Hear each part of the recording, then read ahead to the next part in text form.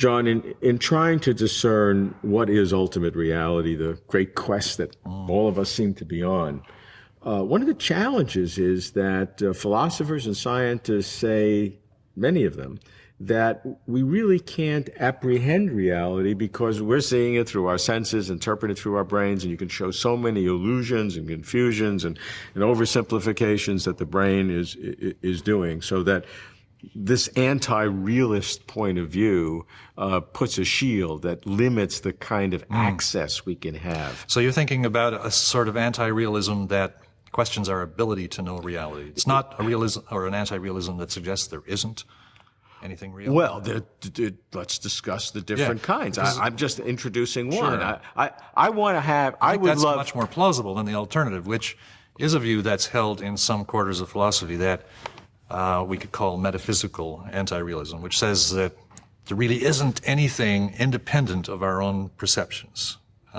So the quest you say we're all on, some people aren't on that quest because, or maybe it's because the first stage of the quest has canceled the continuing stages.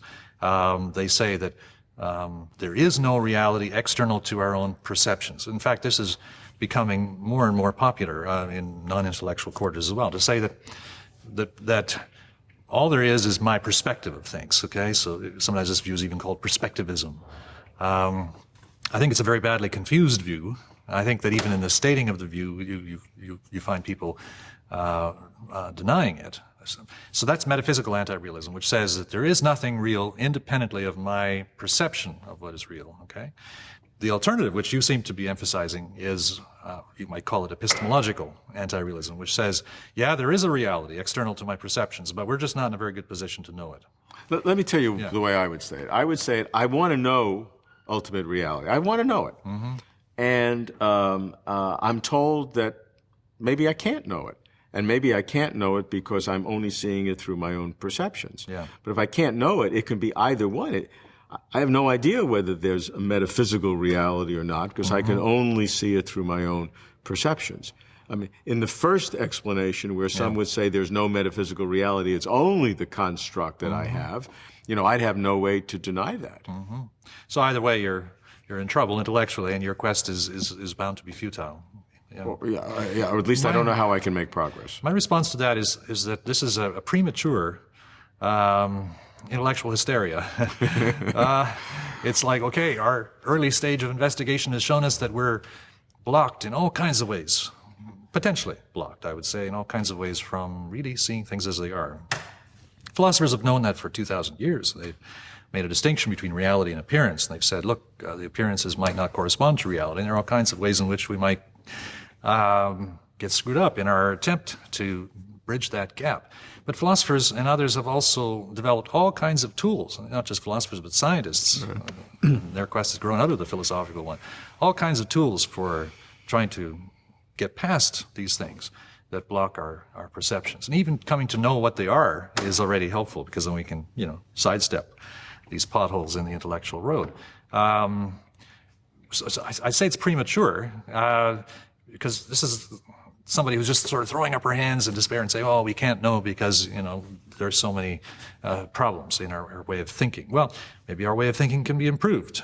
Maybe we're still at a very early stage in thinking about, especially about the most difficult matters. That's the point that I particularly emphasized. Talk to me about the metaphysical anti-realism, whether or not we can know it. What would that entail? Metaphysical anti-realism. Yeah. Well, it's a confused view, which I would say, which suggests, based on the kinds of epistemic points you've been making, that we're blocked in all kinds of ways. It goes the further step of saying, well, there isn't anything then.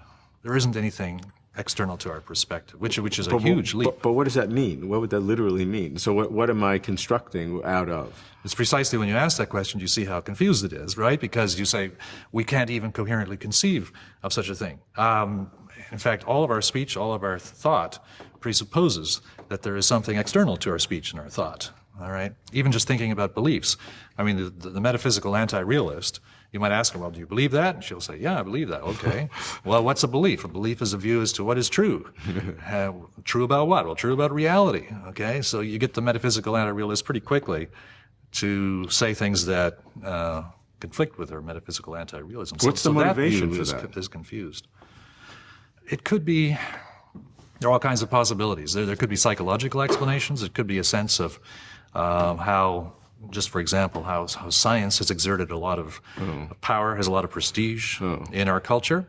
Some of the people who advance that sort of thesis come from another area of inquiry, perhaps from literature or something like this, and they think that the influences of the humanities are being unduly denigrated because of the prestige, the power of science. So if we say, well, science is going to tell us how things really are, science has all this prestige and power in our culture, and the humanities correspondingly suffer.